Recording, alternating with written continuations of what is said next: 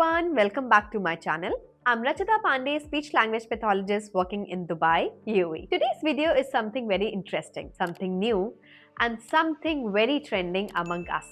Today, we are going to talk about speech therapy applications, digital tools, and AI in speech therapy. Whether you are a teacher, or a therapist, or a parent, this video is for you.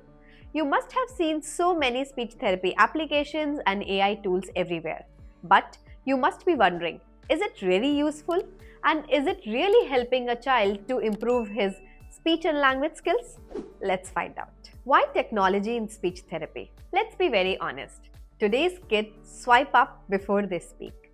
And as a therapist, we cannot ignore that.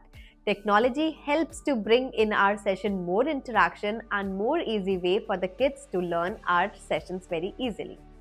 And technology in speech therapy can be used for articulation errors, can expand the vocabulary, can help the child to build the sentences, can be AAC, it can be used as AAC, and it can be also used to monitor our data very easily. You must be wondering that what are these applications that we are using in our sessions to make our sessions more interactive?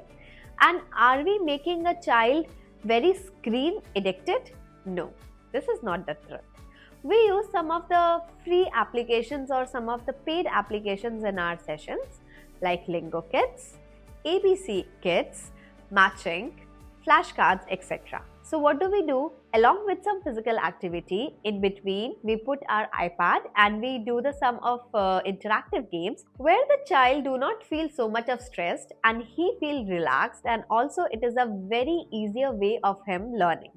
So the child can do matching easily on a digital platform. Also, if we are using a traditional flashcard and child is bored with our flashcard, then we can open up a flashcard application and child can point to a particular application or a particular flashcard what we are asking. Child can press that application and it can say on behalf of a child, and child will enjoy their learning. Now you must be wondering that what is AAC? What is this? So AAC is an augmentative alternative communication.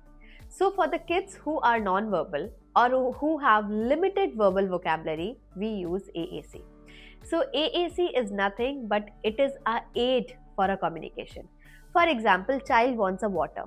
Now child is not able to say water because of many reasons. So what do? We have an application or we have a device that we bring on, okay? And instead of child getting irritated or having a lot of behavior, child can easily point to what he wants or easily press the icon, and the application or an icon can say behalf on the child. So this application can be used for hearing impaired. It can be also used for apraxia of speech.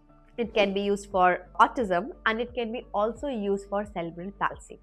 Yes, the kids with cerebral palsy, especially with the quadriplegia, where they cannot move their limbs, and we know that they have very good understanding, but they are not able to communicate because of their motor movement. So here the application AAC plays a major role. So we have many high-tech AAC applications, like from the eye gaze, it can navigate on the application and the application can say on behalf of it. AI in speech therapy. Now let's talk about something futuristic, AI in speech therapy.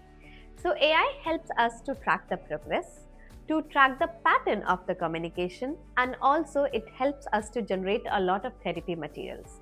If you are a parent or a therapist, you can easily use AI to generate your therapy material which is personalized according to your client.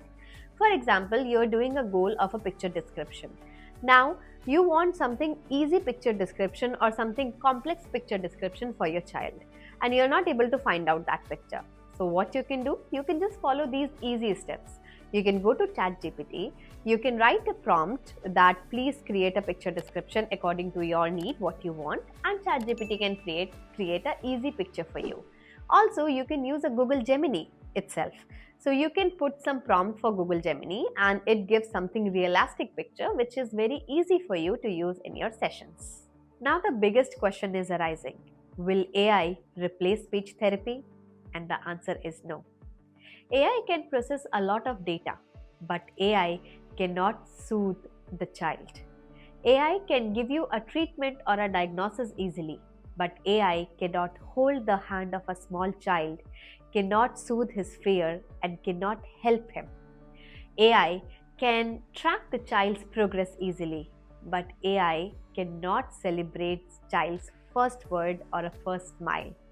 AI can take all your queries easily, but AI cannot feel the pain of parents, what they want. AI cannot be empathetic towards the human being. So here is a gentle reminder for you. AI is amazing tool, but AI cannot replace you. Children or adults still need human connection, a human motivation, a person who can understand their emotional needs, which can be given by a therapist or a parent. So if you are a parent, speech therapist, or a special educator, don't forget to like, subscribe, and share my channel with your friends. Until then, see you in the next video.